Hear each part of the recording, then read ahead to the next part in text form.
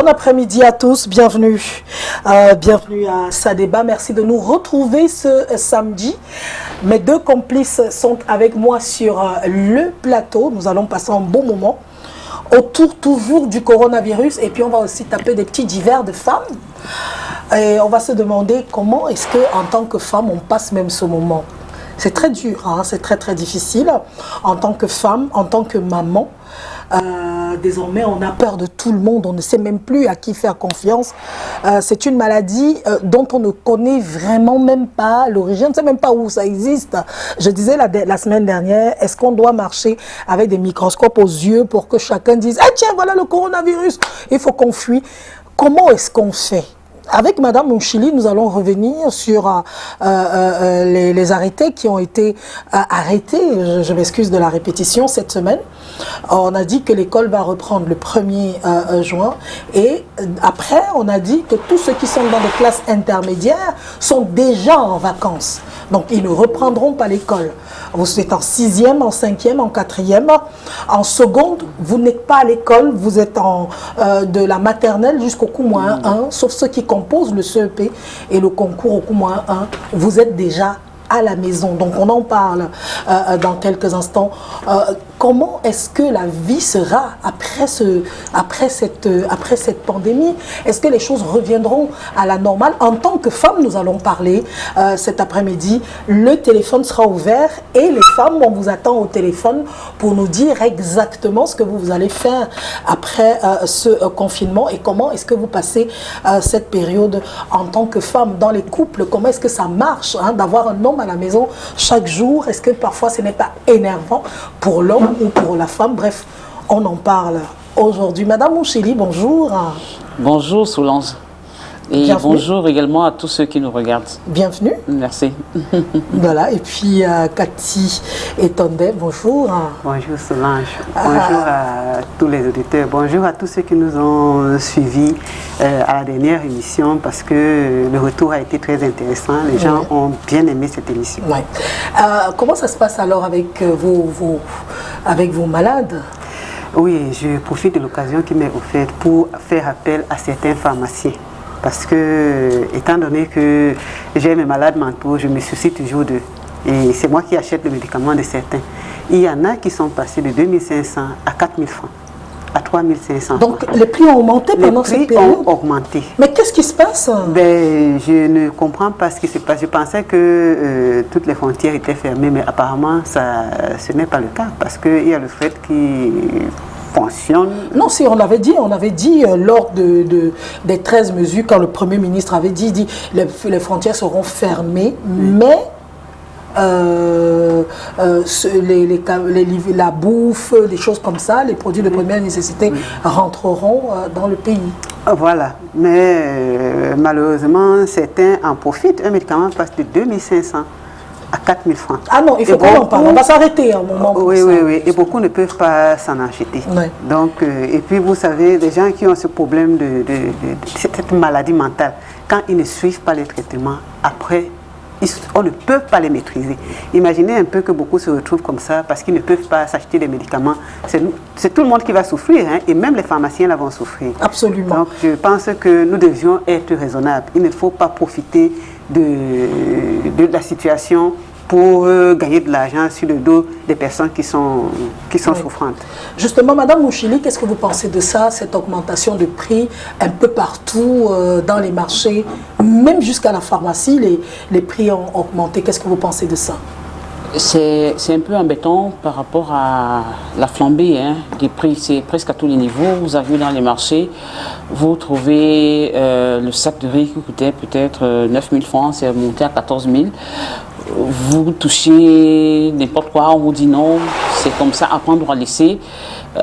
Parfois on donne des prix, on ne vous regarde même pas, on ne cherche même pas à négocier un peu. Il en est de même pour ceux qui font les gels en fait, parce que je crois que la fabrication a été stoppée maintenant parce qu'on a un problème de flacons qui manque sur le marché. Ça fait que ça devient bizarre pourtant les services du ministère du Commerce sont dehors pour essayer de lutter contre ça. On ne comprend toujours pas pourquoi il y a cette flambée de prix. Parfois, des commerçants qui prennent des marchandises, ils les stockent et attendent un moment pour commencer à monter les enchères. Bon, est-ce que le ministère du Commerce ne frappe pas le poing sur la table assez? Est-ce qu'ils attendent peut-être qu'ils arrivent, l'équipe de contrôle arrive, dès qu'ils sortent, ils reprennent la même chose? Bon, on ne comprend rien. Est-ce que cette flambée de prix, c'est pour aider les autres ou bien pour encore enfoncer les autres? Ma soeur Cathy disait tout à l'heure que les médicaments des malades mentaux sont montés je crois que c'est 1500 francs d'jour, hein. Donc c'est cher. Ils n'ont peut-être pas de moyens pour déjà s'en approprier à 2500, c'est ça? Oui, oui. Ils n'ont déjà pas ce moyen. Et lorsqu'on ajoute encore 1500 francs dessus, ça devient autre chose. Est-ce que c'est parce que les frontières sont fermées? Est-ce que c'est parce que la matière première n'arrive pas? Est-ce que c'est parce que ces produits ne sont plus disponibles?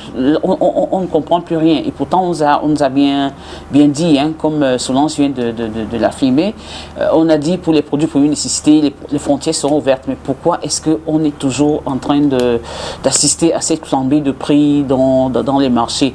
Bon, on s'adapte, c'est vrai qu'il n'y a pas assez de moyens, on essaie de s'adapter, on fait ce qu'on peut faire. Et... Non, mais Madame Mouchili, le mot de on s'adapte, on fait ce qu'on a à faire, c'est très camerounais. C'est-à-dire la débrouillardise, oui. C'est-à-dire chaque fois qu'on se retrouve face à des situations, il faudrait qu'on se débrouille. Et il y en a qui vont profiter justement de ce fameux mot « je me débrouille » pour escroquer, pour estorquer les gens. On a l'impression que le pauvre devient encore plus pauvre et le riche s'enrichit un peu plus. Dans toutes les situations, il y a toujours des personnes qui gagnent, il y a des personnes qui perdent. Bon, quand je dis on se débrouille, imaginez un seul instant, hein, que vous avez peut-être faim, vous êtes dans une urgence quelconque et que vous avez besoin de quelque chose. Vous arrivez, vous trouvez la chose, on vous dit cette chose, pour avoir cette chose, il faut débourser tant. Or, vous saviez qu'auparavant, ce n'est pas ça que vous déboursez. Qu'est-ce que vous allez faire? Vous êtes dans une urgence extrême. Vous êtes obligé de vous arrimer en attendant que les mesures soient prises, peut-être pour faire à ce qu'il y ait une baisse quelconque. On ne va pas mourir de faim parce qu'il y a une flambée de prix. Si on a de l'argent, on peut le faire. Si on n'en a pas, bon. Ça, je ne sais pas qu'est-ce qu'il faut faire. Bon, c'est le moment, hein, de faire appel au pouvoir public pour qu'ils interviennent afin que tout soit à la portée. Je salue un peu les taximens parce qu'ils ont compris, hein. Au départ, on a voulu bouder par rapport aux mesures qui étaient prises. Certains haussaient le transport à presque 300 francs, 400 francs, 500 francs pour certains. Mais lorsque le pouvoir public a insisté sur le fait que non, on ne doit pas déjà modifier les prix des taxis, ils ont baissé et ils ont compris. C'est vrai. Ils ont compris comment. Je vais dire une chose, oui. Madame Mouchili, moi je suis désolée, mais je ne peux pas dire que les taximens ont compris parce qu'ils souffrent. Non, tout le monde ne souffre pas. Ceux qui ne souffrent pas, c'est les propriétaires des taxis parce qu'ils ont leurs 10 000 chaque soir. Je veux dire qu'ils n'ont pas demandé à leurs chauffeurs, ils n'ont pas diminué le prix qu'on venait de leur donner. Hein. Oui. Le prix est resté normal. C'est-à-dire c'est aux taximens aujourd'hui de se battre, de se débrouiller. On n'a pas baissé le prix du carburant, on n'a pas baissé le prix des papiers, mais le propriétaire du taxi te dit que je veux mes 10 000 ou mes 15 000 chaque jour. C'est à prendre ou à laisser. C'est quand même bizarre quand même. Je te comprends. Je suis d'avis avec vous et avec les taximens également. C'est tout le monde qui souffre.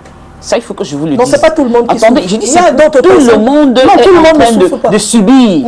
Tout le monde ne subit pas. Il y en a qui ne subissent pas ici au Cameroun. Il y en a qui subissent. Tout le monde subit. On ne subit pas. Tout le monde. Imaginez un seul instant, vous arrivez quelque part, vous avez pris un taxi, arrivé à un niveau, il vous dit non, je prends tel montant. Vous voyez un peu, je vais vous dire quelque chose. Je suis sortie de la maison une fois avec 500 francs, je faisais une course et je revenais. J'ai pris juste ce qu'il me fallait. Quand j'entre dans le taxi, je lui donne ma destination, il ne me précise pas que c'est à 400 francs. Alors, dès que j'arrive à destination, je veux sortir, je lui tends le billet, il me rembourse 100 francs. Vous imaginez un peu? Quand vous voulez parler, il vous dit non, vous ne savez pas que les prix, on a. Bon. J'étais avec une dame. Ceux qui ont la voiture ne souffrent pas. Ceux qui sont propriétaires de taxis ne souffrent pas. Ceux qui ont décidé, qui ont pris les mesures là, et qui nous font ça dur, c'est-à-dire, c'est à vous de vous débrouiller là-bas, hein, c'est-à-dire un devant, deux derrière, et on ne baisse pas, on maintient le prix, le tarif du carburant est pareil, on n'a rien enlevé, même sur les taxes et tout. Eux, ils ne souffrent pas. Et il y a d'autres personnes, je vous dis la vérité, c'est pas possible que tout le monde souffre. Mais c'est pas possible. Il y en a qui sont heureux. Celui qui a augmenté le prix du citron au marché, vous avez vu les prix maintenant? On est dans le marché. Tout petit et 100 francs. 100 francs, c'est 150, 200. Voilà. Ils ne souffrent pas. Ils tapent derrière nous. Et demain, ils vont faire les commentaires à leurs enfants, le petit-fils, quand ils seront déjà vieux. Tu sais, mon fils, c'est pendant le corona que je suis devenu riche. Je veux dire, hein, Solange, tout à l'heure, vous disiez que on laisse les gens à la débrouillardise. Oui, les circonstances se présentent à nous.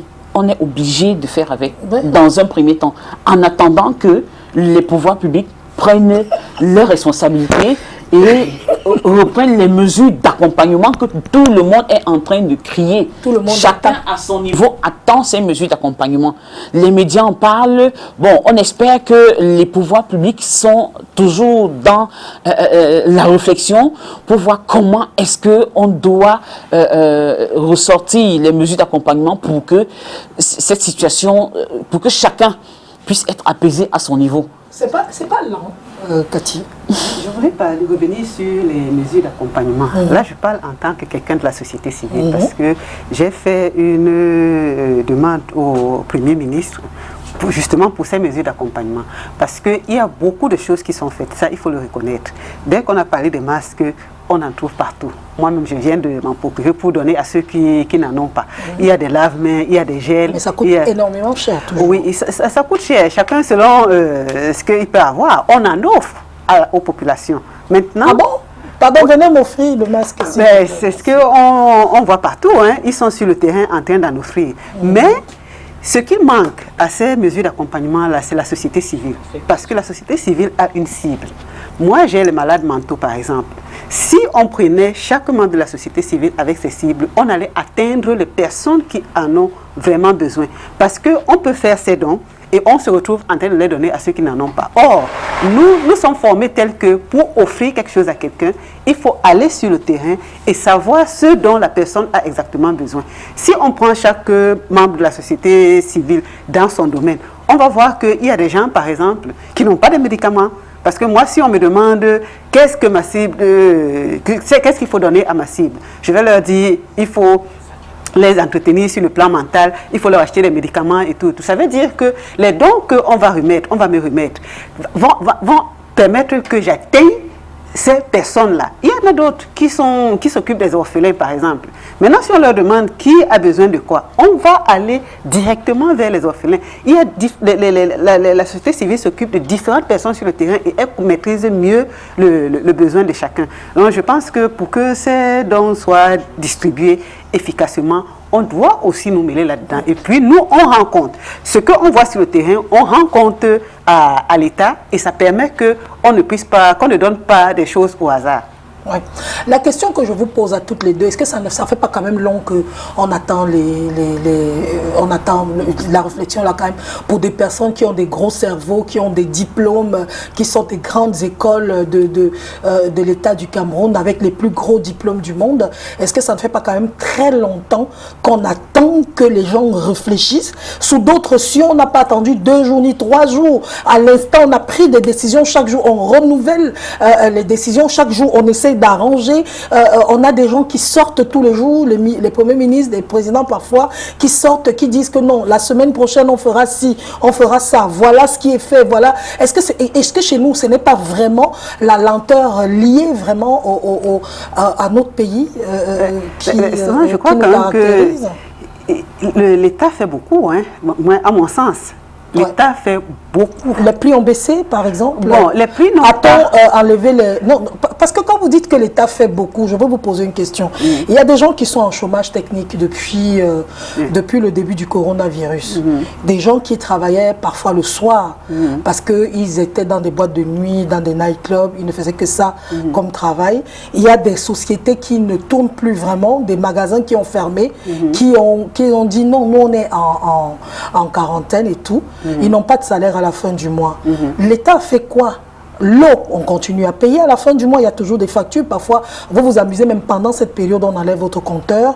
Le courant, on continue toujours à payer. L'État nous a donné quoi? Le riz, qui est un aliment le plus facile à avoir, a augmenté au marché. Dernièrement, on a eu les appels des femmes dans les marchés qui disent que la boîte de riz est partie de 100 francs à 140 francs, je ne sais pas trop, pendant cette période. Non, oui, 150 francs. Alors, je vais dire, c'est des trucs basiques dans les pharmacies, même le masque qu'on payait avant à 200. Moi, je payais le masque le masque chirurgical à 200. Aujourd'hui, c'est 2000 francs. Oui, et le taxi, il n'y a pas eu d'augmentation, il n'y a pas eu de baisse de prix de carburant, ou alors les sociétés ont demandé, même le JICAM a étudier des choses en disant l'État peut réduire la TVA chez certaines entreprises pour permettre que... On est dans une période où les gens sont à la maison, des gens ne travaillent pas. Il y a des gens qui n'ont pas vu 1000 francs depuis 3 semaines. 1000 francs. En quoi? Dites-nous un peu, sincèrement et profondément, et à toute honnêteté, qu'est-ce que l'État vraiment fait pour la population? Oui, tout ce que vous êtes en train de dire est vrai, mais je voudrais qu'on reconnaisse quand même que l'État a déjà fait quelque chose. Comme? Oui. On le voit sur le terrain, hein. On voit toutes les mesures qu'ils prennent. Les gens qui sont malades, c'est vrai qu'il y a des brebis galeuses dans les hôpitaux, on les prend en charge et ainsi de suite. Maintenant, ce que vous êtes en train d'évoquer là, il faut qu'on prenne des mesures. C'est pour ça que je parlais de la société. Ça fait bientôt 2 mois. Je parlais de la société civile parce que la société civile est proactive. Quand il y a une chose pareille sur le terrain, la société civile agit vite. Or, chacun est dans son rôle. C'est pour cela que j'insiste qu'on mêle chacun dans son domaine, dans la lutte contre le Covid-19. Ça va permettre que l'État ait un compte rendu approprié et qu'il fasse des choses concrètes. Parce que nous, on va sur le terrain. Donc vous pensez que 2 mois après, on ne sait pas quels sont les problèmes des Camerounais, vraiment? Je connais ma voisine, on a enlevé le compteur d'eau hier. On lui a enlevé le compteur d'eau, elle n'a pas payé. Elle ne travaille pas depuis 1 mois, elle est à la maison. Elle n'a pas de salaire, on a enlevé le compteur d'eau. Et j'ai dit aux gars, quand ils étaient en train d'enlever le compteur d'eau, que mon frère, c'est le moment. C'est le moment où on dit que lavez-vous les mains tous les jours. Là où ce qui est le plus important, qui tue le coronavirus, c'est ça que vous venez et dit que non, eux, ils sont en train de faire leur travail, Madame Mouchi. Justement, pour ajouter, hein, hier, je regardais dans une chaîne de télé où on est allé déloger toute une famille. Oui, à la SIC. Voilà, c'était douloureux, c'était pathétique, ça faisait mal. Est-ce que c'est à ce moment qu'on doit se permettre de faire ce genre de choses? C'est point d'interrogation. C'était même pas chez un privé, parce qu'on peut dire que c'était la maison, à la SIC. Quelqu'un qui a construit sa maison, qui a besoin d'argent et que vous ne payez pas, il va vous mettre dehors. Mais c'est la SIC. Est-ce que c'est à cet instant qu'on doit prendre ce genre d'engagement? Bon, point d'interrogation. Par rapport à ce que vous disiez sur ce que l'État n'a pas encore pris de décision, Solange, ça c'est ma conception, hein. Je me dis, nous sommes dans un système où pour qu'on arrive à une certaine décision, on prend du temps. C'est un constat, on laisse le temps, l'État prend le temps de faire ce qu'il a à faire. Bon, on ne sait pas si c'est la réflexion que l'État est en train de mener avec toute cette ressource humaine que vous avez décrite. En fait, ça devrait être automatique. Parce que d'autres pays n'ont pas attendu que la situation s'empire pour prendre certaines mesures. Parce qu'au lendemain de la fermeture des frontières en France, au lendemain du confinement, du début du confinement en France, le Cameroun a directement, on a eu le discours du Premier ministre, c'était le lendemain qu'on a eu les 13 mesures qui nous avaient été données. Oui, bon, je dis, hein, le système est le système et le système a son fonctionnement. Donc, eux seuls sont mieux placés pour nous dire pourquoi est-ce que ces mesures d'accompagnement ne sont pas encore prises jusqu'à présent. Et peut-être qu'il y a des choses qui bloquent, on ne sait pas. Ça, c'est eux seuls qui savent pourquoi. Hein.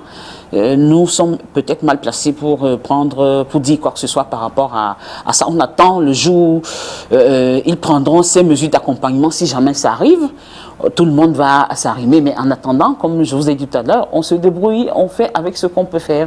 En attendant que les mesures... Parce que vous ne pouvez pas aller, vous ne pouvez pas prendre une décision autre. Vous ne pouvez pas vous lever pour dire non, bon, ok, je baisse le prix du carburant à tel montant, je baisse peut-être le prix de sac de riz à ceci, je jousse le tarif de... Non, vous ne pouvez pas, c'est à l'État de le faire. Pourquoi l'État ne le fait pas? Bon, en attendant, qu'est-ce qu'on fait? Depuis 2 mois, on vit, on n'est pas mort. C'est pour dire que chacun, on se débrouille avec ça en espérant que ces mesures d'accompagnement vont arriver parce que c'est le cri, hein, c'est le cri de tout le monde. Tout le monde est en train de crier, tout le monde est en train de parler. On interpelle l'État par rapport à ça. Et on espère que d'un moment à un autre, ces mesures vont arriver et que chacun pourra en jouir. Ça, c'est ce que je peux dire par rapport à ça. On espère. On reste dans l'espérance. Je voudrais ajouter, parce que ça rentre un peu dans le cadre de mon travail, en dehors du coronavirus, ce qui se passe souvent, ce que je sais, c'est que quand il y a un problème particulier quelque part, c'est vrai que maintenant, ça crève les yeux, hein, quand il y a un problème particulier quelque part, c'est la société civile qui va sur le terrain et elle montre l'impact de la situation à l'État avec les conséquences. Moi, j'ai toujours réussi à résoudre les problèmes avec les démarches. Ça ne passe pas comme une lettre à la poste, mais ça finit toujours par aboutir. Par exemple, quand on vient enlever le compteur de quelqu'un, maintenant, il faut qu'on fasse quelque chose. Quand on vient mettre quelqu'un dehors, pendant cette période, la personne va aller habiter où? Voilà donc ce que nous pouvons faire. Ce n'est pas qu'on va bagarrer avec les gens, mais qu'on essaye d'expliquer que c'est des choses qui ne devraient pas arriver en ce moment. Oui, mais je me rends compte, hein, je ne sais pas, je vous pose la question à vous les femmes. Quand je regarde les journaux des autres pays, parce que actuellement c'est le moment où on s'informe le plus. Parce qu'on se dit toujours qu'on aura une réponse à cette pandémie en écoutant le journal d'un pays. Quand je regarde par exemple le journal de la France, là-bas je vois comment la solidarité s'est accentuée. Les vieilles personnes sont soutenues. Dans les quartiers, on organise des choses pour aller pour aller donner un coup de main à ceux qui ne peuvent pas.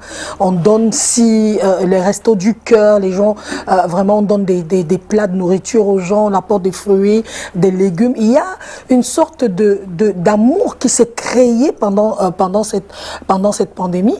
Et quand je reviens chez nous dans notre société, je me rends compte que malheureusement, nous sommes en train d'être de plus en plus égoïstes les uns envers les autres chez nous. Chacun, je vous dis une vérité, si les fameux seaux avec robinet n'existaient pas, ce que nous sommes tous morts, c'est pas comme l'autre avait dit que ce que nous sommes tous morts, parce qu'on n'a même pas eu une construction d'une bonne fontaine nulle part, publique, pour que les gens viennent laver les mains et tout. Donc les gens ont des initiatives privées.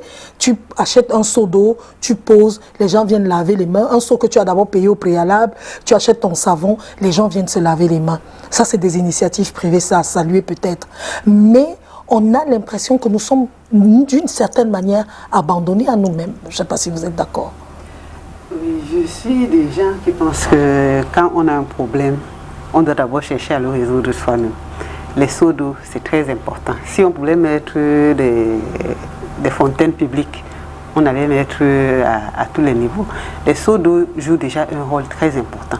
Certains sont offerts par les hommes politiques, d'autres par des associations et autres. Et puis, il y a des gens qui prennent des initiatives privées pour aider d'autres personnes. Je trouve que c'est bien. Et ça fait partie de la solidarité. Parce que si on reste, on attend toujours que l'État vienne faire quelque chose pour nous. Parfois, on risque de ne pas y arriver parce que l'État est déjà surchargé. Donc, vous avez pitié de l'État du Cameroun? C'est pas que j'ai pitié, mais je dis que je pense que nous devons faire des efforts parfois soi-même. Il y a beaucoup de choses qu'on va demander à l'État, mais pour des questions de suivi comme cela, des initiatives que des gens prennent individuellement, moi je les apprécie beaucoup. Maintenant, je ne vais pas aller dire aux personnes, aux responsables des stations d'essence de baisser le carburant. Ce n'est pas leur travail. Là, c'est l'État qui doit faire. Ça, c'est des choses très importantes que l'État doit faire. Parce que moi, j'ai vu des gens qui sont devenus des défenseurs de l'État du Cameroun, qui ont dit non, on a déjà trop de problèmes, vraiment, l'État n'a pas de moyens, l'État n'a pas d'argent, ne demandez pas des choses à l'État. Mais quand on sait que quand on attrapait les gens pour l'opération Épervier, il y a des gens qui travaillaient à l'État du Cameroun qui ont détourné des milliards et qui sont en prison. Ça veut dire que c'est possible de détourner des milliards dans un pays et continuer de vivre et de marcher. Donc, si un seul milliard de détournés pouvait nous aider aussi, pouvait aider les autres qui n'ont pas, est-ce que ce ne serait pas mieux? Pourquoi toujours dire que non, l'État fait trop, à nous, on va faire comment? Je vous dis qu'il y a des gens au Cameroun, Madame Mouchili ne me dira pas le contraire, qui n'ont pas vu 1000 francs depuis 2 semaines. Ah oui, hein. Ah oui. C'est vrai. 1000 francs, c'est trop, hein, même 100 francs. Hein. Je vous assure. Ah oui, oui, oui. Parce qu'il faut faire un tour dans la rue, là.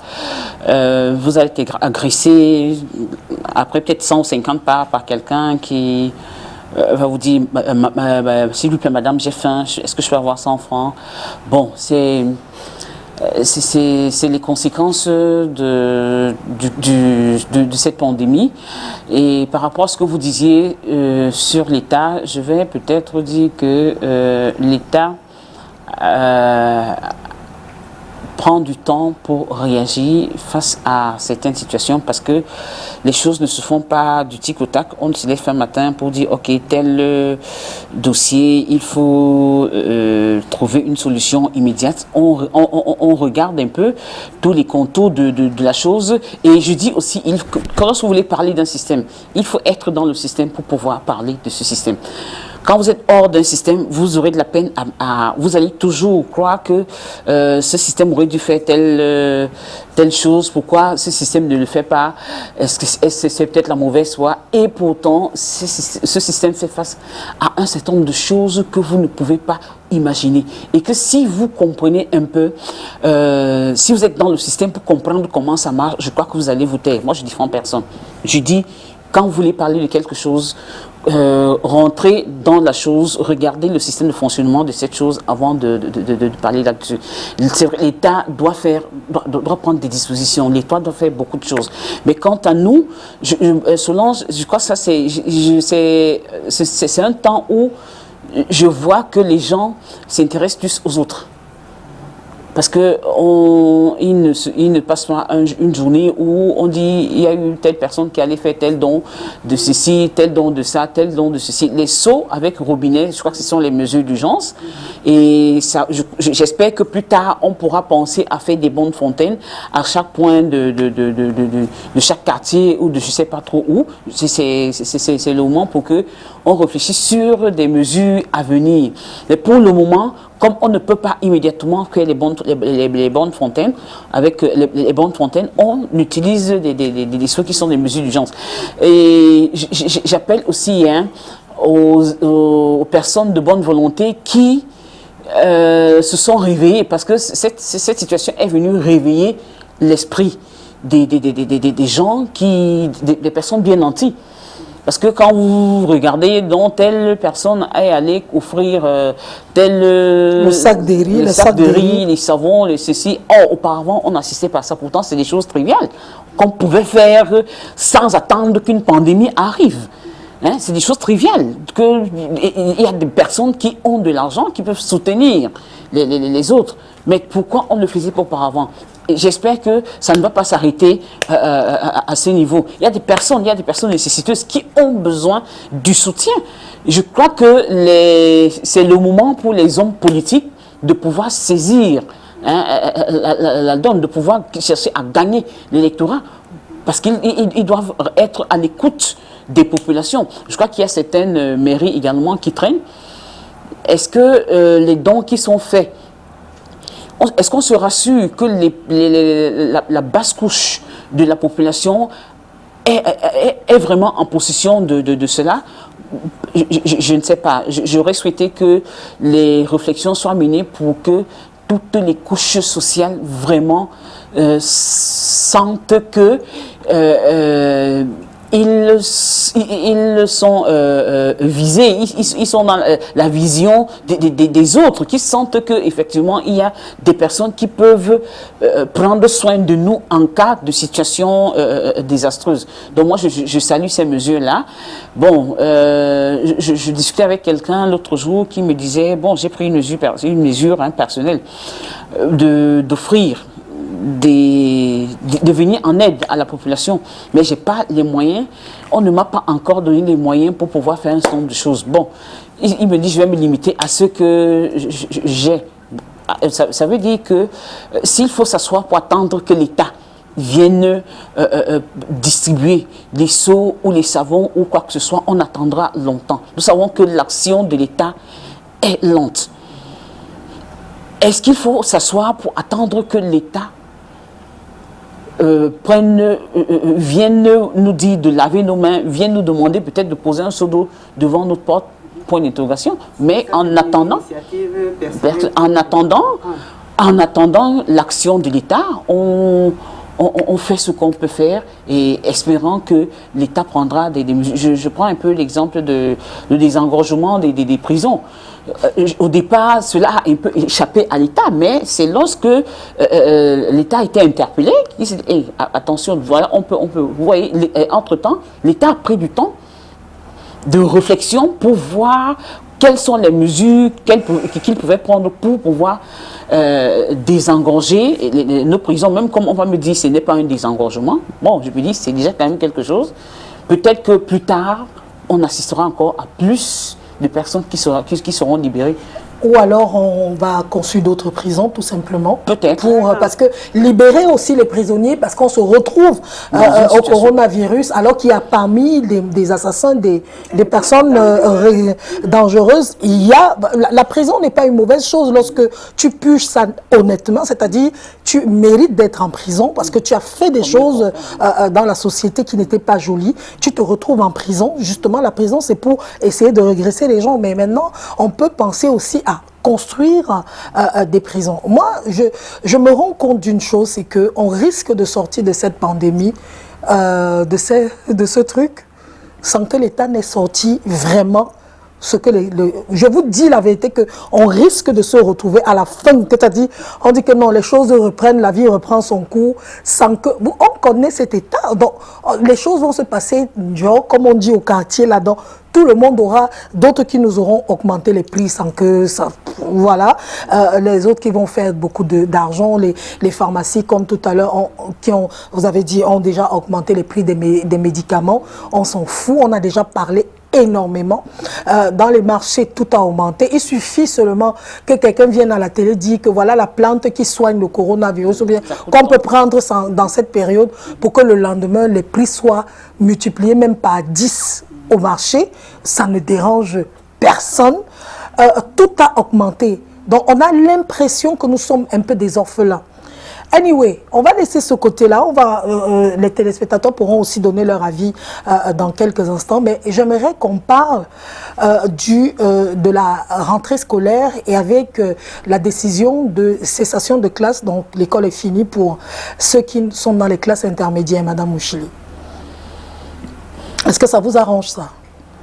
Que ça m'arrange ou que ça arrange qui que ce soit, je crois que ce n'est pas ça le problème. Le problème, c'est que les classes se reprennent et que les élèves puissent achever leur cursus académique ou scolaire normalement.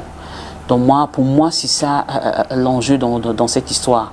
De toute façon, le même État est toujours en train de prendre des dispositions pour que on aboutisse à une année scolaire digne de ce nom en fait. Même comme ce sera ce que ça va être, mais les dispositions sont prises, sont en train d'être prises et seront prises pour que tout se passe normalement, que chaque élève puisse composer, que les élèves des classes intermédiaires, tels que l'arrêté ou le décret est en train de dire, que les élèves des classes intermédiaires... Bon, maintenant, il faut trouver... la question qu'il faut se poser ici, comment est-ce que ces élèves des classes intermédiaires pourront accéder aux classes supérieures? Mais je pense que si on dit que l'école est finie pour eux, ça veut dire qu'on va se baser sur le premier et le deuxième trimestre, sur les notes des deux trimestres pour avoir la note générale et décider que tu passes ou bien tu échoues. Ça fait partie des pots cassés, hein, parce que oui, c'est ça. on va souffrir, comme pendant qu'on est en train de souffrir, pendant que d'autres perdent leur travail, même là-bas, c'est pourquoi je dis tout le monde souffre, tout le monde est touché par rapport à cette histoire, par rapport à cette situation que nous vivons. Oui. Bon. C'est-à-dire, si tu as bien travaillé au premier trimestre, au deuxième trimestre, tu es sûr d'aller en classe supérieure. Non, si tu es en seconde, tu es sûr d'aller en première, puisque tu as tes résultats. Ce serait une sorte de cafouillage, une sorte de cacophonie autour de cette histoire. Vous pensez qu'on va faire comment? Non, il y a des réflexions qui seront toujours menées par rapport à ça. On va leur faire encore d'autres trucs, puisqu'on dit que pour eux, l'école est finie. Oui, il y a toujours des mesures qui seront prises pour que... C'est simple, hein? C'est simple. Il y a toujours des mesures qui seront prises. Les réflexions seront menées. Comment faire pour que les autres soient promus aux classes supérieures? Ce qui est sûr, ça ne pourra pas dépasser les autorités compétentes. Donc, il y aura toujours des dispositions qui seront prises par rapport à ça. Que les élèves ne s'inquiètent pas. Ne vous inquiétez pas. Si vous avez bien travaillé, on tiendra compte. Je crois, quand je prends le cas de la France, en France, qu'est-ce qu'on dit? On a demandé de considérer, je crois, les notes. Les deux notes, premier trimestre, deuxième trimestre. Voilà. Et ça suffit pour... voilà. Donc, on perd le troisième trimestre au lieu de faire une année blanche. Est-ce que ce seraient les mêmes mesures qui seront prises au Cameroun? Point d'interrogation. Les autorités compétentes vont décider. Mais ce qui est sûr, chacun trouvera son compte. Que les élèves ne s'inquiètent pas. Et ceux qui sont dans les classes d'examen, de telle manière, vous allez composer. Restez à la maison, travaillez, mettez-vous à la page. Dès que vous allez reprendre le 1er juin, ce sera une ligne droite. Et si vous vous êtes amusé pendant la période de confinement, ça va beaucoup jouer sur vous. Donc, cherchez à vous mettre à la page, à être sûr que vous avez maîtrisé ce que vous n'avez pas pu maîtriser, et que lorsque, faites comme si vous étiez prêt, que le 1er juin vous repartez à l'école, et quand vous dites que vous composez le 5 juin. Donc, prenez, c'est à vous Marc, prêt, donc que tout le monde se mette au travail, ça va aller. Oui. Je pense aussi qu'il y en a, je ne sais pas si tous les élèves ont cette chance-là. Je vois mon fils, par exemple, qui fait première. Ils font les cours par WhatsApp. On a dit ceux qui en sont en classe, qui ne composent pas les cours intermédiaires. L'école est finie pour eux, c'est-à-dire 6e, 5e, 4e et la seconde. L'école est finie pour eux. Oui, donc eux, ils n'ont pas achevé le programme, ils n'ont pas fait les cours par... non, ils n'ont pas d'examen à la fin de l'année, donc du coup, ils profitent. Bon, mais... C'est ceux qui sont en seconde, tu as bien travaillé au premier ou au deuxième trimestre. Ça, c'est une bonne leçon pour les élèves qui pensent toujours qu'ils vont se rattraper au trimestre prochain. Pour d'autres, on est en train de parler d'un système de mi-temps. Les classes effectives pléthoriques, la fois dernière, nous en parlions aussi. Et je vous ai dit que les mesures de réflexion sont en train d'être menées par rapport à ça. Bon, le système de mi-temps, ça veut dire que dans une classe qui a peut-être 100 élèves, par exemple, on peut prendre peut-être la moitié, qui fait cours peut-être de 7h30 à 12h, et l'autre moitié fait cours de 13h peut-être à je ne sais pas quelle. Vous voyez qu'il y a toujours des choses. Oui, moi j'en profite pour tirer un peu sur les chefs d'établissement. Ne mettez plus 100 élèves dans la classe. Non, mais moi je vais dire une chose. Même à 50 par classe, maman. Ça dépend. On est dans le mon fils me posait la question lundi matin, la semaine dernière, et il me disait que maman, donc ils veulent nous mettre, c'est nous les cobayes du coronavirus. Je lui pose la question pourquoi. Il me dit donc on va arriver en classe, on ne va plus se saluer que gars, père, c'est comment, comme ils ont l'habitude de se saluer, père, comment. Yo. Il dit que yo, il dit que ça ne va plus donner parce que nous c'est père, et puis ils se font comment les jeunes se saluent.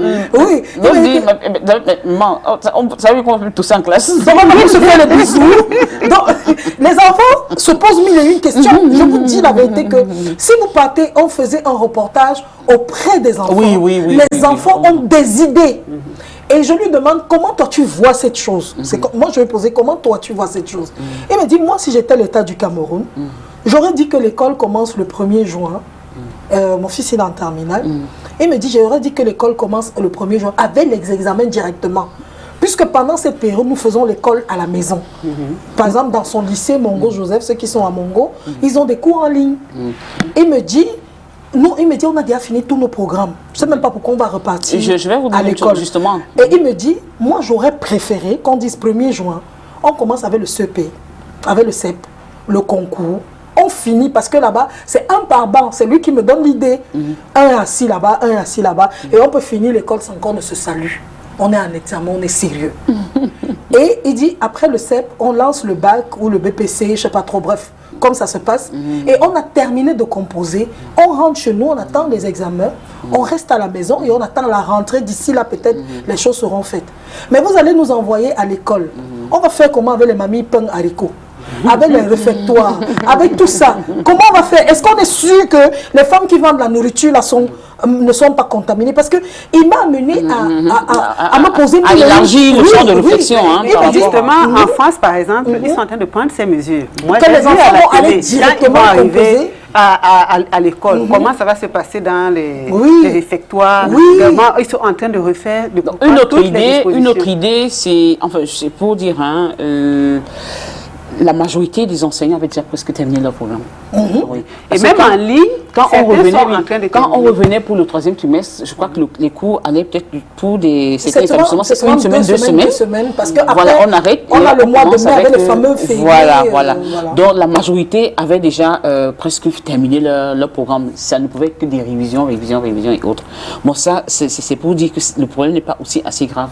Parce que le programme, le taux de couverture du programme est quand même à presque 90. Oui, 90%, 95% chez certains. Donc c'est pour dire que la situation n'est pas aussi alarmante. Non, elle n'est pas alarmante. Et bon, quant à ce que votre fils décrivait, je vais dire que je crois qu'il faudrait qu'on mette des pôles là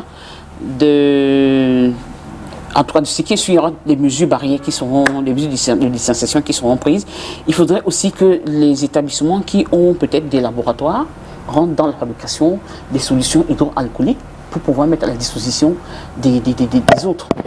Et que peut-être chaque élève ait son masque. Oui, et il m'a dit, c'est comme ça qu'on va nous obliger à vous faire, nous acheter les masques. Ça vous fait encore des dépenses. C'est-à-dire, en dehors de notre transport, il faudrait que on ait le masque. Il me dit, maman, je crois qu'à l'école, on devrait même avoir les gants. C'est ce qu'il m'a dit. Pour celui qui pourra avoir les gants. Il me dit, c'est comme si on va nous exiger ça. Est-ce que vous savez qu'on peut retourner cette situation à l'avantage des élèves qui font les séries IH, par exemple? Allez, qu'on peut leur fournir des moyens pour qu'ils produisent des gants, les masques et les gants même en quantité. Vous voyez un peu. Bon, maintenant, la matière d'œuvre, qui va la payer? Point d'interrogation. Ça, c'est la question. Ok. Bon, si on rentre dans ce système de production, les gants, les masques et autres, les gels, la matière d'œuvre, point d'interrogation, il faudra déjà penser à ça. Bon, maintenant, les personnes qui ont produit ça, comment est-ce que ces personnes seront rémunérées? Point d'interrogation.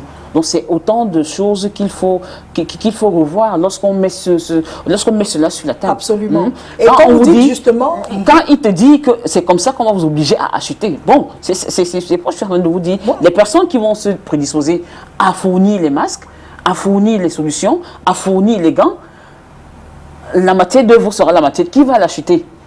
Donc vous voyez que si on demande un franc symbolique, juste peut-être, ça c'est une idée, hein, un franc symbolique à un parent peut-être de 50 ou de 100 francs, je ne crois pas que ce sera une grosse dépense. Mais moi ça m'amène à revenir par exemple sur le cas de cette femme du lycée bilingue de Daïdo, veuve de son état, qui avait 3 enfants au lycée bilingue de Daïdo. À la période où le lycée bilingue de Daïdo avait comme montant de l'APE 35 000. Donc elle est allée voir le proviseur, lui a dit que papa, je suis une veuve, je viens de perdre mon mari, j'ai pas de moyens et j'ai mes 3 enfants qui sont au lycée. Est-ce que je vais avoir l'argent alors que je suis, on dit l'association des parents d'élèves, je suis parent déjà d'élèves, est-ce que je ne peux pas payer un enfant pour... On lui a dit que si ce n'est pas les 3, tu récupères tes enfants et tu pars. Pour dire que même le côté social chez nous n'est pas pris en compte. Il y a des enfants qui viennent à l'école à pied, vous le savez, qui n'ont pas de moyens. Que quand vous voyez même leur tenue, c'est incroyable. Comment est-ce qu'on va faire si on va exiger que tout le monde ait le masque? Vous devez avoir un masque tous les 2 jours, ou bien chaque jour quand vous rentrez, vous lavez, vous séchez. Et le jour il pleut, puisqu'il pleut maintenant, vous faites comment? Donc, il y a tout ça qu'on devrait prendre en compte. C'est pour ça que l'idée qu'il a donnée, c'est-à-dire dès qu'on revient, on compose directement et on a 3 jours d'examen et on finit avec ce truc et on reste à la maison. Justement, je voudrais rebondir un peu sur ce que vous venez de dire, parce que je disais que la société civile, c'est maintenant qu'elle doit jouer son rôle. Par exemple, la veuve qui est partie au lycée bilingue de Daïdo, elle avait raison. Maintenant, la démarche qu'elle prend, est-ce qu'elle est la bonne? Parce qu'ici, il y a des enfants qui, Madame Chili le sait, qui payent soit peut-être les frais exigibles ou les frais de l'APE. Il faut les cas sociaux, ils doivent partir à la délégation des affaires sociales. Moi, j'ai fait ce travail pendant longtemps pour des personnes qui n'ont pas les moyens et qui doivent aller à l'école. Je fais aussi cela dans des hôpitaux publics, parce que c'est ce que l'État nous demande de faire. En tout cas, ça se fait. Ça se fait. Donc, il faut savoir, il faut être bien informé. Oui, il y a des enfants qui ne payent que des frais exigibles. Le reste, bon, le reste, ils ne payent pas. Oui, on les met dans des établissements publics parce que c'est l'État qui les prend en charge. Et c'est pareil dans les hôpitaux, c'est pour ça qu'il y a des services sociaux, les bureaux des affaires sociales. Oui, c'est vrai que beaucoup de gens, certains chefs d'établissement et les responsables des hôpitaux n'aiment pas ce genre de personnes parce qu'ils trouvent qu'ils empêchent que l'argent entre, alors que c'est l'argent de l'État. Donc moi, je pense encore que pour toucher la cible, il faut aller vers la société civile. Parce que ce que Mme Mouchili proposait tout à l'heure, il y a des membres de la société civile qui travaillent dans les écoles. On va savoir quel problème il y a à l'intérieur. Ce qui fait que les aides qu'on va recevoir, que ce soit l'État ou les privés qui ont envie d'en donner, ils savent exactement où ils doivent donner quoi. Ça, c'est très important. Et je crois aussi que c'est le moment pour les collectivités, pour le municipal de pouvoir intervenir dans les établissements parce qu'ils ont une part, ils ont droit à intervenir, à soutenir les actions éducatives. Je crois que ce sera le moment qu'on ne laisse pas ça seulement aux autorités compétentes en charge des enseignements, que les collectivités locales puissent aussi mettre la main dans la pâte pour que le parent qui a peut-être 3, 4, 5 enfants ne ressente pas trop ce côté. Les mairies peuvent par exemple prendre sur eux de fournir peut-être les gants ou les masques aux élèves dans leur collectivité. C'est un exemple. Les députés qui sont dans ces localités, ils peuvent se dire, ok, bon, voilà une situation où nous, on peut, on se dit, on offre, vous voyez un peu. Moi, je dis, c'est Madame Mouchili, j'ai envie de crier en France. Non, mais c'est faisable, c'est faisable. Un gant coûte combien?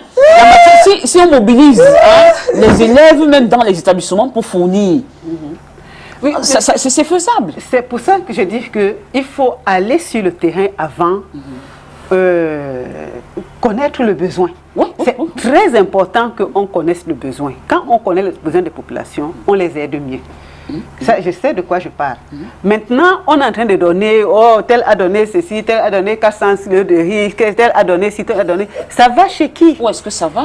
Est-ce qu'on touche réellement la cible? Or, nous connaissons nos cibles. Moi, si vous me demandez ce qu'il faut à ma cible, je ne réfléchis même pas. Parce que je sais déjà ce qu'il faut donner. Il y a beaucoup de gens qui font le même travail que moi, qui savent ce qu'on va donner. Il y a beaucoup de gens qui travaillent dans les écoles comme moi, qui sont dans des hôpitaux, qui sont dans des familles, qui savent, comme Solange a dit, il y en a qui passent 2 semaines, ils n'ont pas d'argent. Maintenant, si on demande aux gens qui s'occupent de ces genres de personnes de quoi ils ont besoin, on va peut-être leur donner, apporter des conserves, la sardine, comme les autres disent, le riz et ainsi de suite, parce que c'est ça leur besoin réel. Il y en a qui ne peuvent pas payer l'eau.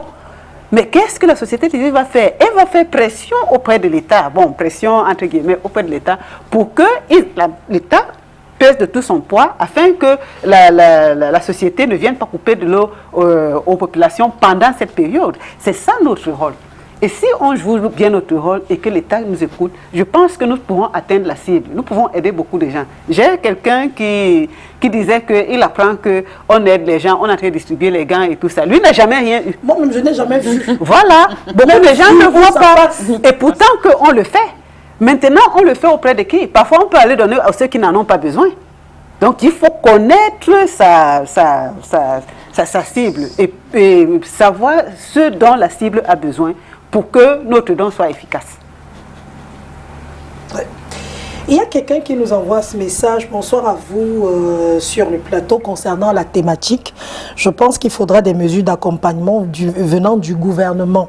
La lenteur administrative ne devrait pas constituer un frein en ces temps difficiles. Nous devons mettre l'être humain au centre de nos préoccupations. Ainsi va l'action gouvernementale, ainsi l'action gouvernementale devrait suivre. Il dit, je dirais que l'État du Cameroun est similaire à une tortue. À situation de crise, mesures d'accompagnement. L'heure n'est pas à la réflexion, mais à l'action. Il a fallu une décennie à l'Occident pour prendre des mesures.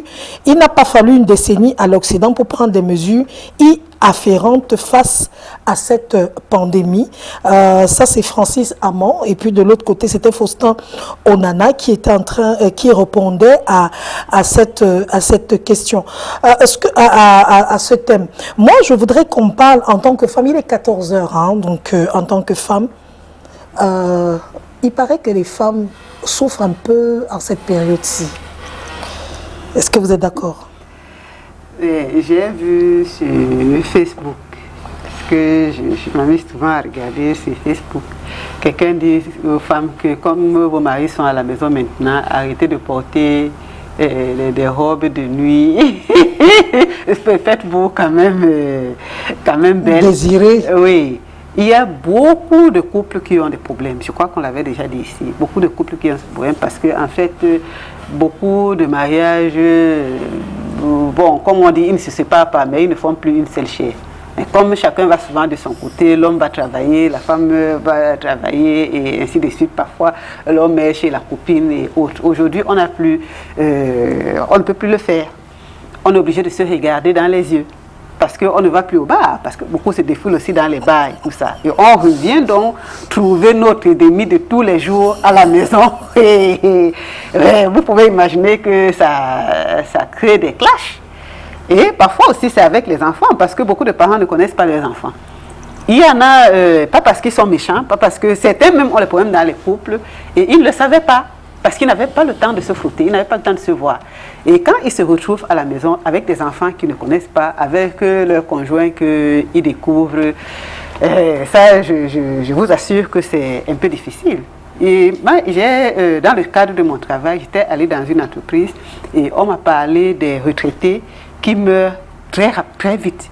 Peut-être dans les 2 ou 3 années qui suivent leur départ à la retraite, ils meurent. Et ils meurent pourquoi? Parce que beaucoup de gens étaient tellement dans le milieu professionnel, ils avaient tellement de choses à faire qu'ils n'avaient pas pris le temps de de connaître leurs problèmes, de connaître leur famille. Une fois qu'ils se retrouvent dans les familles, avec tout ce que ça comporte, ils ne tiennent pas le coup. Et ils finissent par mourir. Donc c'est aussi une leçon pour les familles, c'est une leçon pour les couples, c'est une leçon pour les enfants aussi. C'est une leçon pour tout le monde. Nous devons, qui que nous soyons, quel que soit ce que nous faisons dans notre vie, nous devons arranger nos vies de famille. Parce qu'on a beau dire, hein, un jour le travail va finir, ou alors on peut tomber malade, ou une situation comme celle de Covid-19 peut arriver, et on se retrouve où? Dans la famille qu'on a négligée, la famille qu'on n'a pas appris à connaître. Et ça nous crée d'énormes problèmes. Il faut dire que ce n'est pas seulement au Cameroun, encore qu'au Cameroun, le confinement est partiel. Dans les pays étrangers, c'est grave. Les violences domestiques ont augmenté parce que les gens ne se supportent plus. Dernièrement, je regardais dans une chaîne de télévision, il y avait 7 membres d'une famille dans la même maison. Mais il y a un qui a craqué. Oui, il le met en prison, mais il ne pouvait plus rester là parce que la pièce était petite. Oui. Et puis, il devait se regarder. Ceux qui habitent dans les petites maisons. Voilà, c'est... Être dans la même pièce chaque jour, parce qu'il y a d'autres, surtout ceux qui sont du côté de la France, qui vivent dans un studio. Voilà. Vous faites comment? C'est ça.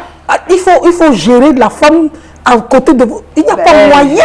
Ça devient extrêmement difficile. Donc, tout ça, ça crée des problèmes. Madame Mouchili, on sait comment la période-ci, en tant que femme. Pour moi, hein, c'est le meilleur moment. Hein.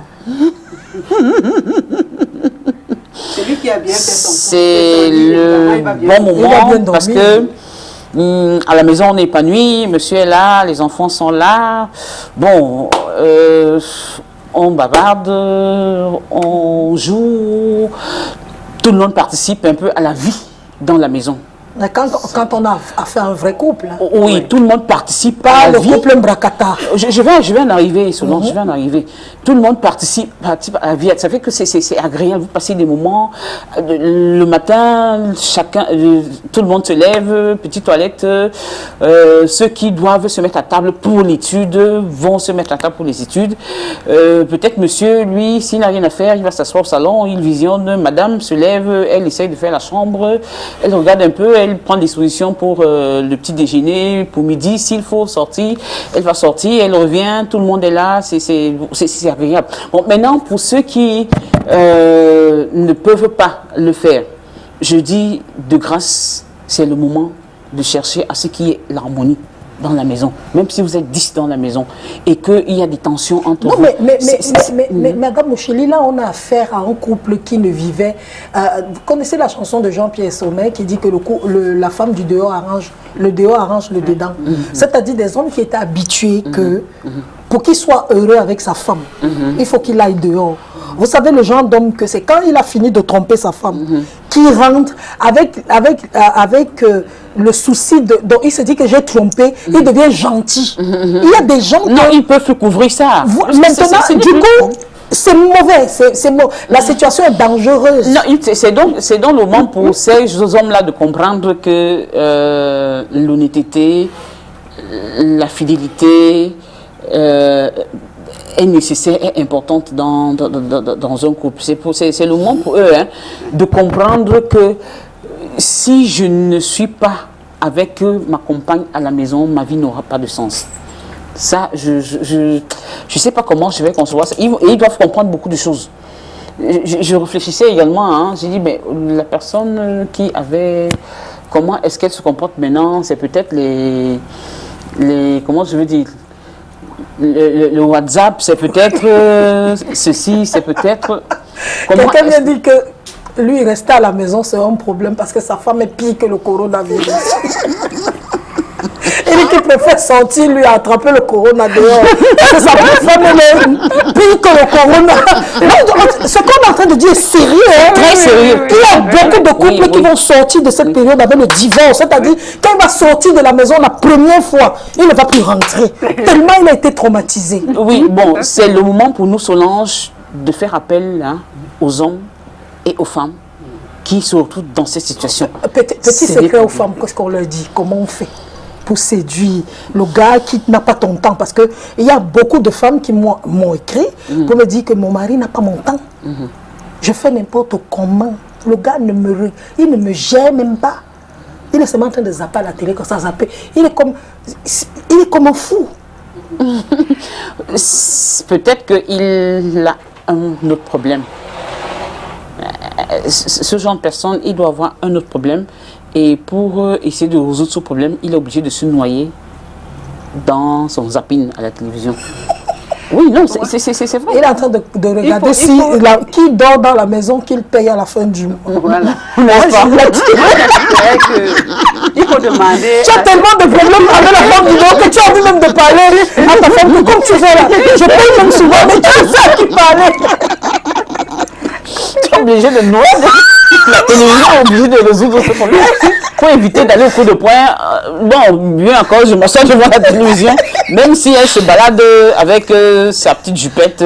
Non, ma tête est... Bon, autant mieux, pour éviter de faire trop de violence, je préfère encore rester devant la télévision. Il y a tout ça. Il y a aussi que la question que moi je poserais aux femmes, est-ce qu'elles ont appris à connaître leur mari? Est-ce que les maris ont appris à connaître leurs femmes? Parce que beaucoup de gens vivent ensemble, mais ils ne se connaissent pas. Les gens aujourd'hui, les femmes, hein, surtout les jeunes filles, elles pensent que si je suis très belle, j'ai un bon make-up, j'ai un teint clair comme Solange et tout ça, c'est bon. Le mariage est bon. Le mariage, c'est pas ça. La vie à deux, c'est pas ça. J'ai un bon salon, j'ai une grosse voiture. Oui. C'est vite fait que l'homme oublie ça une fois qu'on se retrouve ensemble, quand on se regarde dans les yeux. J'ai une de mes filles qui avait épousé un homme bien. Elle l'a rencontré dans une bonne structure. Le gars avait un très bon poste dans une multinationale. Elle avait quelqu'un d'autre qui n'avait pas autant et elle a abandonné. Elle allait suivre celui-là. Malheureusement, après le mariage, ce monsieur s'est révélé être un sauvage au point où il a fait des choses, je ne vais pas le dire ici pour que la famille ne se reconnaisse pas. C'est elle qui me dit que la leçon qu'elle avait tirée de ce mariage, c'est que l'homme que tu vois avec costume, cravate derrière son bureau n'est pas forcément le même à la maison. Pour épouser un homme, il faut bien le connaître.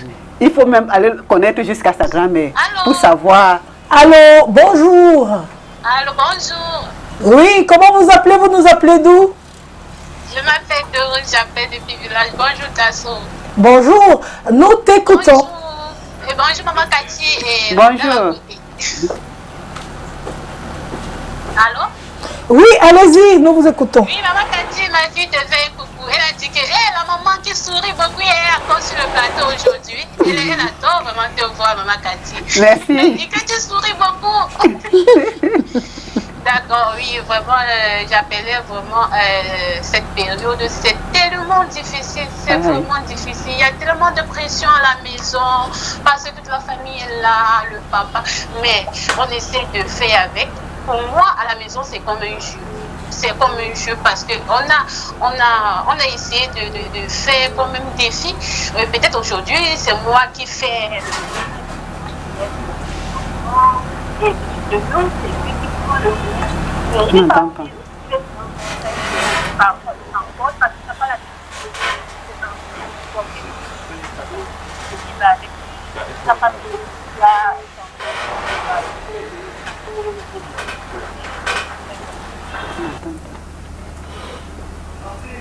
Oui, elle est partie. Elle dit que c'est dur. Oui, c'est vrai. Je dis, hein, c'est nous qui devons transformer notre environnement. Si on veut pourrir cet environnement, on va le pourrir. Si on veut le rendre agréable, on va rendre cet environnement agréable. Ce moment-ci, c'est un moment très délicat. Je disais la fois dernière ici que c'est le moment plus que jamais au couple de se connaître, de mieux se connaître, et que les parents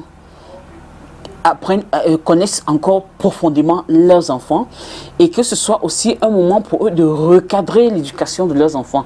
Ça, c'est ce que j'ai dit ici la fois dernière. Et justement, les jeunes, ils sont à la maison, ils ne sortent pas. Ils veulent s'épanouir, mais ils ne peuvent pas sortir. Alors maintenant, ils sont là, le père, papa est là, maman est là. Chacun doit regarder les réactions des uns et des autres. Et comme je disais, si on veut pourrir son environnement, on va chercher à créer tout ce qu'on va créer comme problème. Comme quand vous avez un homme qui passe son temps à zapper, il n'y a pas de problème. Madame, oui. Allô? On a quelqu'un au bout de la ligne. Oui, bonjour. Ah, le volume est là. Oui, oui, bonjour. Bonjour. Bonjour. bonjour. Oui. Oui, ce n'est pas du tout facile pour vivre entre les deux personnes. Hein.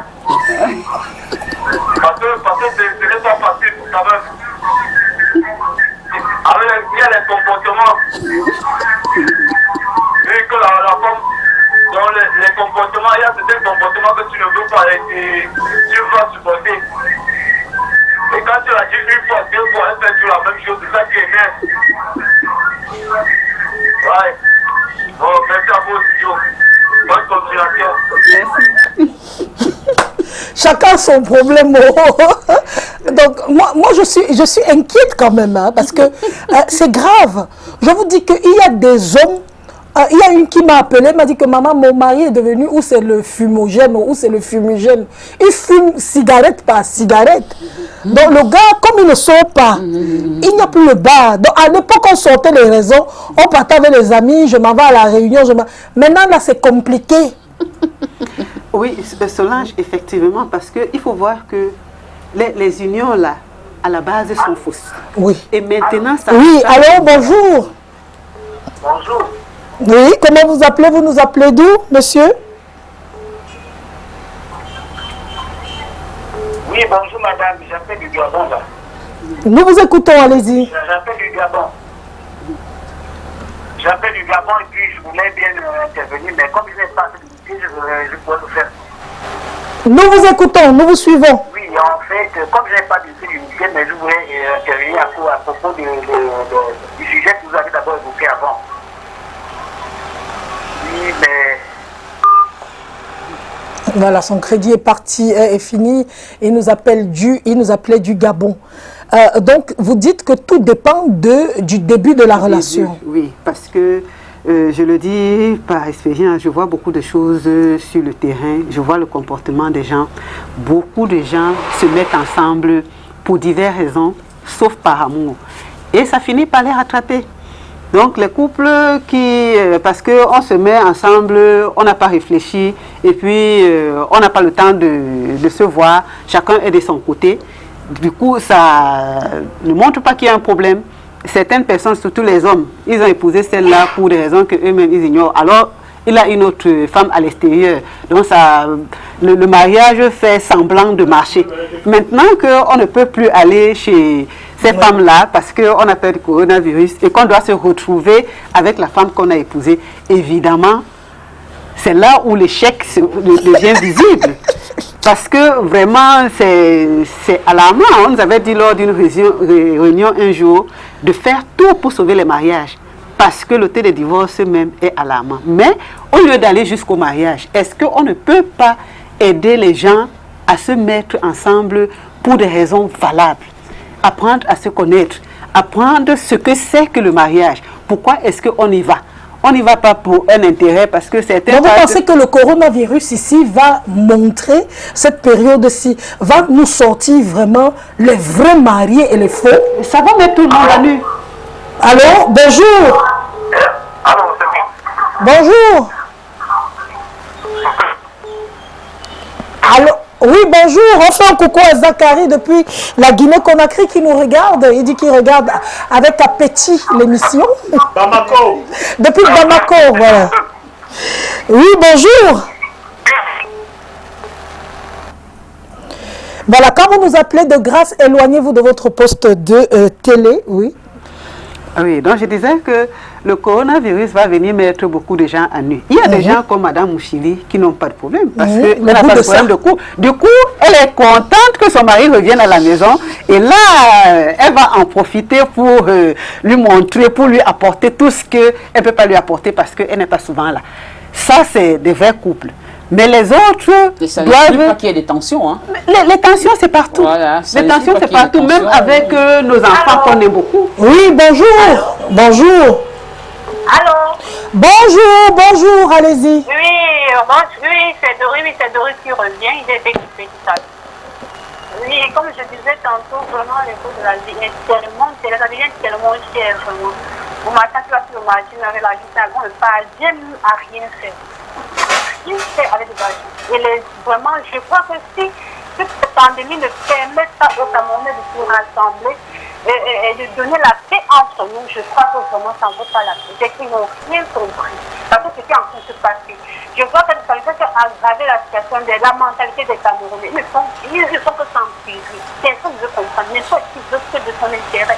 Tu veux que de son intérêt. Tu passes au marché pour chercher un produit. Peut-être parce qu'on a dit que ça va aider. Tu vois que c'est en train de hausser le prix. Donc, je passe au marché. Devant le prix du fond, on me dit 4,500. Je dis combien? Elle me contacte. Je dis, mais vraiment, je suis tellement fâchée. Je dis que tu veux t'enrichir sur les Camerounais, quoi. Je dis que c'est vous qui allez mourir. Donc, vous comprenez, c'est vraiment compliqué. Aussi, j'ai entendu maman dire que je prie Dieu que cette maladie ne finisse pas parce que je suis en train de tellement vendre. Parce que les dans les sous-quartiers, les gens quittent de la vie pour venir rester chez eux. Et moi, je ne sais pas vraiment comment elle peut dire ça. Si vraiment, elle dit, je ne veux pas, je ne veux même pas. Vraiment, c'est en train de nous rendre.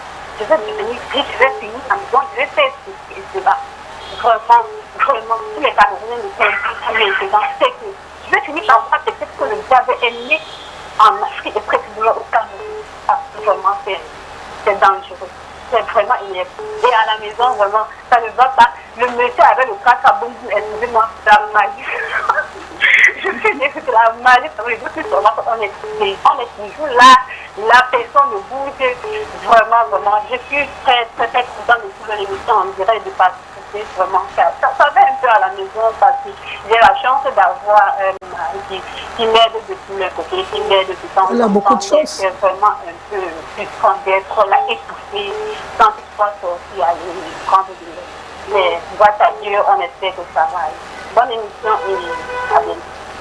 À bientôt, merci beaucoup de nous avoir appelés. Elle dit qu'une dame au marché a dit que je prie Dieu que le corona ne finisse pas. Parce que depuis que le corona a commencé, maman, je vends. Ça rejoint ce que vous dites depuis. Qui vont expliquer à leurs enfants. Tu as deux dents dans la bouche.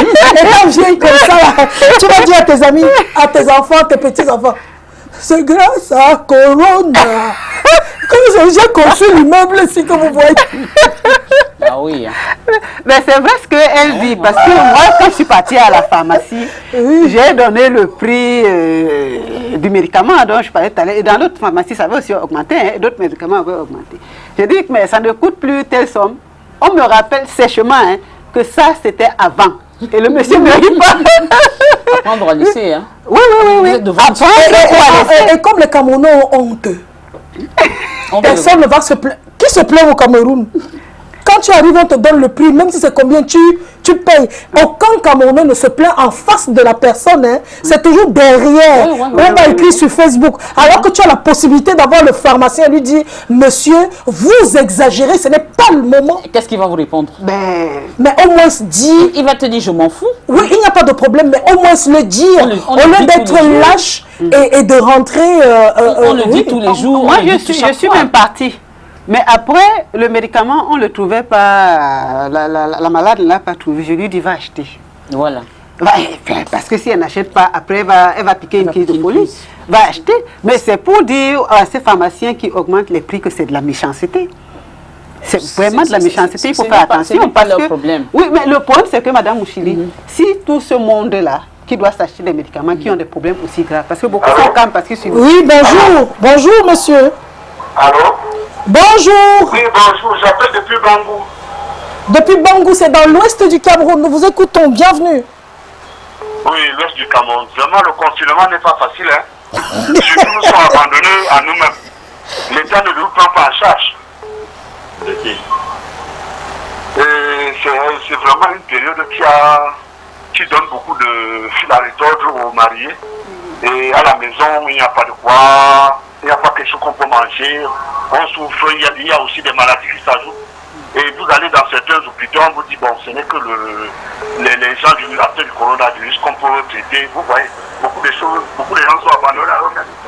Il ne faut pas que l'homme profite du coronavirus pour menacer la population. Ce n'est pas bien. Donc j'attire un peu l'attention de l'État, qu'on essaie un peu de voir la gravité, la dangerosité de nos menaces pendant le confinement. Donc vraiment, je suis très fier, très ému de votre émission. Ça nous donne au moins ça nous donne au moins la viabilité, la connaissance de comprendre que chaque Camerounais peut se comporter dans un foyer. Vraiment, je suis très fier de vous. Merci. Et vraiment, avec le temps, j'aimerais que cette émission puisse prendre de l'ampleur et que chaque Camerounais puisse au moins s'exprimer et dire ce qui est de son droit, ce qu'il ressent dans le confinement. C'est ce que nous essayons de faire au maximum. Merci beaucoup. C'est pour ça que cette émission est interactive, pour permettre aux uns aux autres de participer justement, en dehors de mes panélistes, qui est également d'autres personnes qui puissent dire quelque chose par rapport à ce sujet. C'est quand même compliqué, hein, cette histoire de couple en confinement là. Oui. Oui, ma question, c'est pour au niveau de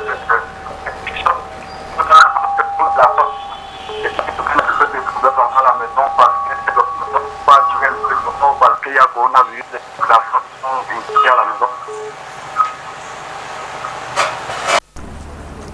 Oui.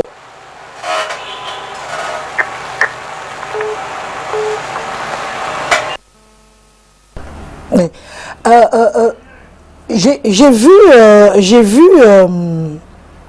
J'ai vu un reportage hier sur une chaîne française où on disait que il y a un moment où même le dégoût arrive dans des couples, hein, où tu n'as même pas envie de frôler, tu veux même pas qu'il te touche.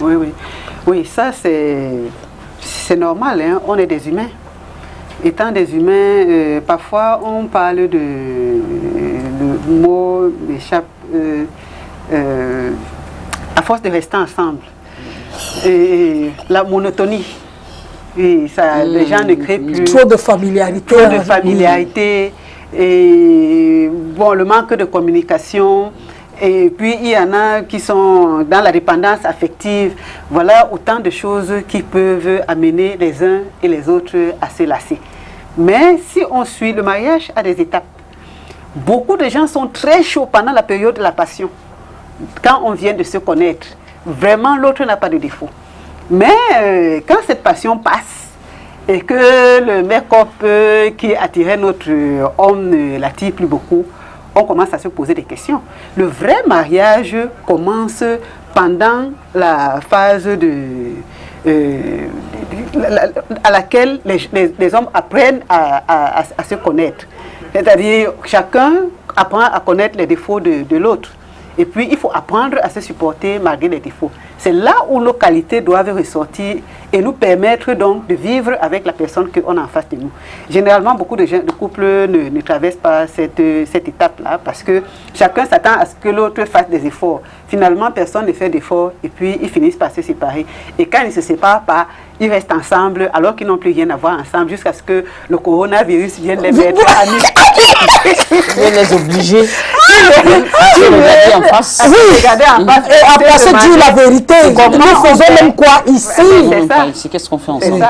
Parfois aussi, hein, là, il faut profiter pour parler aux hommes. Les hommes ont 2, 3, 4, 5 copines.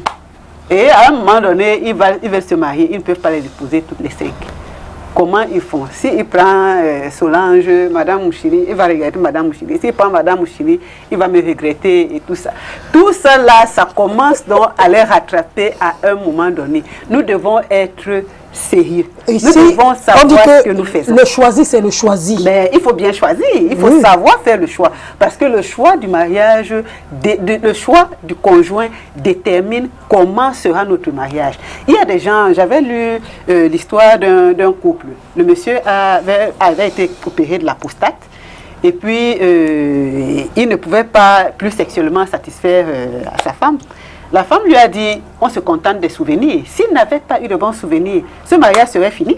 Parce que la femme a la capacité aussi d'emmagasiner pleinement de choses qui vont lui faire plaisir. Et c'est comme ça que le mariage s'est stabilisé. Parce qu'ils avaient fait un bon mariage. Les gens ne pensent pas souvent au pire.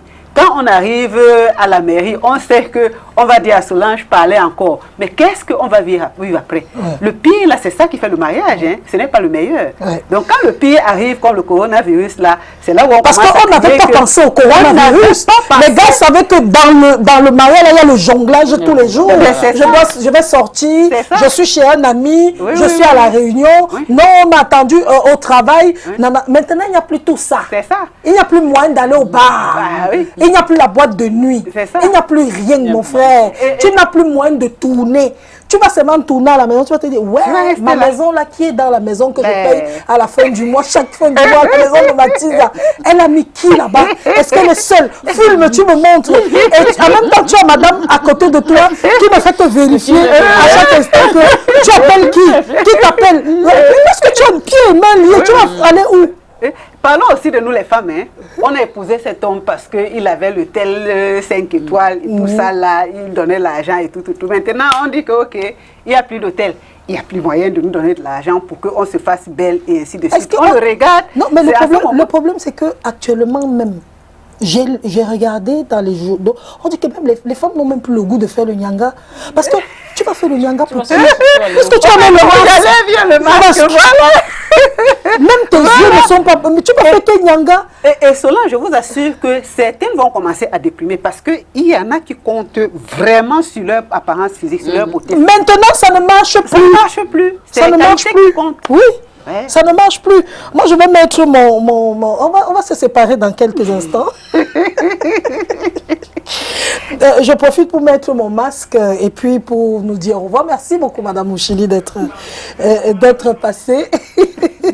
Merci Solange. Je profite pour dire à l'État, permettez-nous de faire le repérage pour qu'on puisse toucher la cible qui a vraiment besoin d'aide. Ceux qui nous suivent, les décideurs qui nous ont suivis, ils voient que les problèmes sont divers. Donc si on fait des dons et que ces dons n'atteignent pas la cible, ça veut dire que nos dons n'ont servi à rien.